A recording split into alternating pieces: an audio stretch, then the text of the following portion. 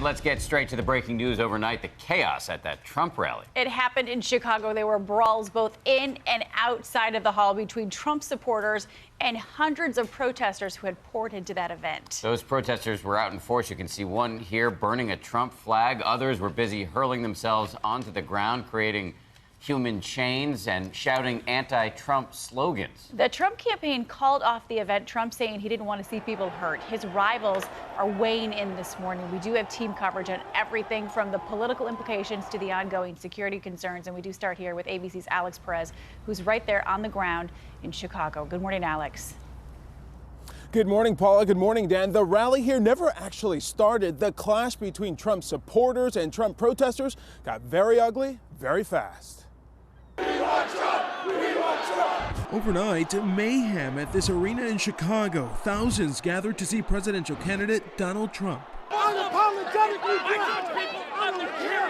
Tonight's rally will be postponed until another day. His supporters and protesters facing off in a series of heated and violent exchanges. Donald Trump is not welcome in Chicago, and we're going to make that clear today.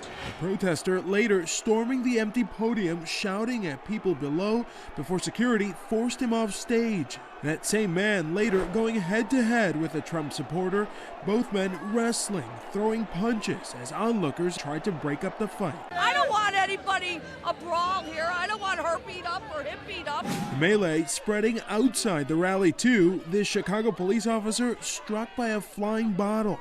One of two officers injured during the commotion. There has been a total of 5 arrests that were made from this evening at the pavilion. On CNN, Donald Trump citing safety concerns and denying his past remarks played a role. I don't take responsibility. Nobody's been hurt at our rallies. I'm not a person that wants to see people hurt. And that's why I put out the statement before and it said go home in peace. During the Republican debate Thursday, Trump grilled about encouraging unruly behavior among his supporters. I'd like to punch him in the face, I'll tell you. We're not allowed to punch back anymore. I love the old days. So if you see somebody getting ready to throw a tomato, knock the crap out of them, would you? Seriously. And at this point, no word yet if or when Trump plans to reschedule his rally here in Chicago. Dan, Paula? All right, Alex, and for more of this, we want to bring in ABC's chief White House correspondent, Jon Karl. And John, some startling images we just saw. You've been covering politics for a very long time. Have you seen anything like this? Paula, this reminds me of something I did not cover, but I grew up watching, and that's 1968 in Chicago, the riots that took place around the Democratic Convention that actually spilled out for a time onto the convention floor. But no, this is absolutely astounding, but I have to say, it's also not entirely surprising. I've been to so many Donald Trump rallies where I have heard from the podium, leading presidential candidates say things like you just heard in Alex Perez's piece, talking about how he'd like to slug a protester in the face, about how in the good old days they were taken out in stretchers. I've heard those taunts aimed frankly, at me, at others in the place they call the media pen, where they often require reporters to stay at Donald Trump rallies, taunting members of the press, saying these are awful people, and then you hear people yelling at reporters as well. That said, I've got to say, at these Trump rallies, thousands of people going. I don't think the vast majority of them want nothing of this, don't want any violence, and there are protesters every day at Donald Trump rallies, and most of the time, they do their thing, they're escorted out, and there's no incident. But this has been building for a long time. So John, are you saying that Trump actually bears some responsibility here? And I guess on top of that question, I'd ask, do you think he's going to face political damage here? Nothing thus far seems to have damaged him politically, but could this be the thing? Yeah, well, on your first question in terms of responsibility, I tell you, often you feel like there is incitement that is coming from the candidate himself. And usually the protesters in that crowd see it as part of or the supporters in the crowd see it as kind of part of the game, part of the show, and there's no incident. But, when you hear stuff like that being said by somebody who is being cheered by thousands of people, it can be frightening. In terms of damage, we have a big day on Tuesday. Florida, Ohio, Illinois, big primaries, 2 of those winner take all. Most of the voting has been going on for a long time. They started voting on March 5th in Florida. They started voting in February in Ohio. I don't know that this will do any damage. This may, in some ways, help him. You know, there's resentment when people try to prevent a political rally from taking place. I think there'll be a backlash against some of these protesters. But overall, Donald Trump needs to unify the Republican Party, and then if he's going to be a general election candidate, he needs to a certain extent unify the country. This is not the direction he needs to see this going. This is bad in the long term, at the very least, for Donald Trump. John Karl, we always appreciate your analysis. Thank you very much. We're going to want to switch now to the security angle here. So let's bring in the former New York City Police Commissioner and ABC News consultant, Ray Kelly. Good morning, sir. Good morning. Good to be with you. Great to have you here. In your view, did law enforcement officials handle the overnight chaos correctly? Yeah, I think the Chicago Police Department did their job and did it well. This has been fermenting for a while. They knew there were going to be demonstrations.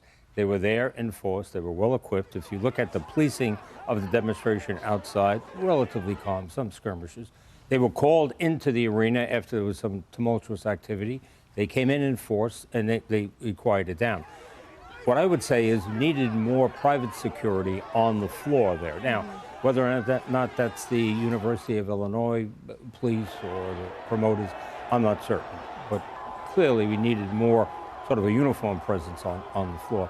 I think if you look at the total number of injuries and arrests, it's an indication that from a police perspective, the event went fairly well, even though it doesn't look like it on a television screen. No. You had 5 arrests, and you had 3 injuries, 2 of them police officers. So these are small numbers for a large event like that. So these protesters, they have a right to peacefully protest. Okay, these rallies are going to go on. The protests are going to go on. So how do we handle this from here on out? Well, more people on the floor, obviously more security people. Now, the promoters have a right to control the doors. Who comes in, who doesn't come in. They have to probably pay more attention to their tickets, who gets tickets, whether they're holograms or whatever on the tickets. But one of the issues is I think they've just been blasting out tickets, and sort of a you-all-come type approach that's caused them problems. Be more cautious who comes through that door. All right. Commissioner Kelly, thanks so much for coming in this morning for the perspective. Thank you, sir. Now, high-stakes primaries looming on Tuesday, as John mentioned. Trump's rivals, knowing these contests are coming, they are rapidly responding to the overnight chaos. And for more on that angle, let's turn to ABC's David Wright. David, good morning to you. Good morning, Dan. Whether you're a Trump lover or a Trump hater, so many people are troubled by all of this. And some of the haters, of course, are hoping to take advantage. Trump's opponents blame him for inciting this, as we've been hearing, but he insists he's the victim. This is a sad day. It should come as no surprise that the men running against Trump blame him. When you have a campaign that disrespects the voters, when you have a campaign that affirmatively encourages violence, you create an environment that only encourages this sort of nasty discourse. There's only one presidential candidate who has violence at their events. John Kasich said of Chicago, the seeds of division that Donald Trump has been sowing this whole campaign finally bore fruit, and it was ugly.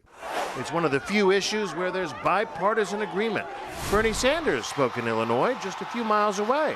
Not letting Donald Trump or anybody else divide us up. At an Austin fundraiser last night, before the Trump rally incident, President Obama took some pot shots too. I can insult people even better than that. I can be even more uncivil. Obama said he doesn't just blame Trump. He blames the Republican Party. But Trump himself says he's the victim, noting the protesters are violating his freedom of speech by shouting him down. All of the Trump supporters have been really treated unfairly because First Amendment says we have a right to speak. There's no question Trump has a right to say what he's saying, and thousands of voters are eager to hear him. His critics also have a right to express their views, and with emotions running so high, it's kind of no surprise that it's gotten so ugly. But look, there have been controversy after controversy involving this campaign. None of it seems to have slowed him down. So we'll see where this one goes. Absolutely. David, thank you.